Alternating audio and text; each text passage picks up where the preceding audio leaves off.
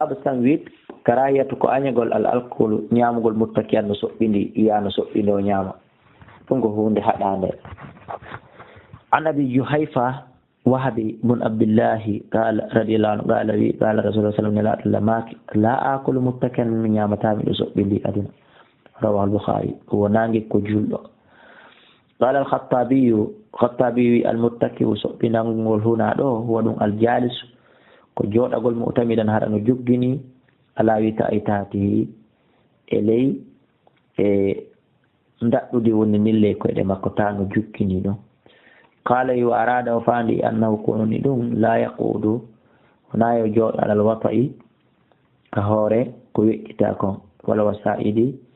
e ngawlugo ka fi'ili wono gollirta man yuridu on faalaɗa liktara ɗuɗɗingol minattame ñamete mana wa on eɓɓuɗo ñamugol buy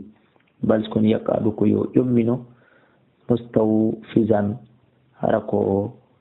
deppiɗo la mustawti an hara wona o yaaɓuɗo o yakul o ñaama e bulgatan ko ɗum woni e sayre sayre هذا الكلام الخطبي كنون يوتر خطبي أنكرني وأشار وسبي غير كينادهم إلى أن المتكئ وند وسبين قول كدي هو الماء كدوني لي يرغل على جنبي كوربك كلمون بمعنى نياما وني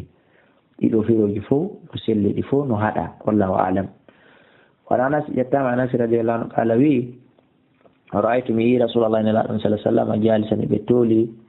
وعيان هي بيومني يأكل بنيامة تمران تمر رواه مسلم المبي كويت يومنا قول هو الذي كون يلصق كل دبر عليته فور ما كون بالأرض كليد وينسب وتبصاغه بلند ما كون والله أعلى وأعلم